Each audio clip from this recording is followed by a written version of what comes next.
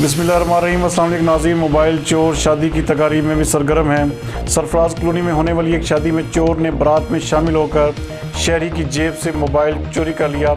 हमारे नुमाइंदा खसूसी गुलाम दस्तगीर हैदर के मुताबिक मोबाइल चोरी की ये वारदात मूवी मेकर ने रिकॉर्ड कर ली। फुटेज में देखा जा सकता है कि चोर बाराती का मोबाइल किस तरह निकाल रहा है। मोबाइल चोर का ताहाल कुछ पता नहीं चल सका। मज़ीद इस हवाले से देखते हैं गुलाम दस्तगीर हैदर की ये रिपोर्ट।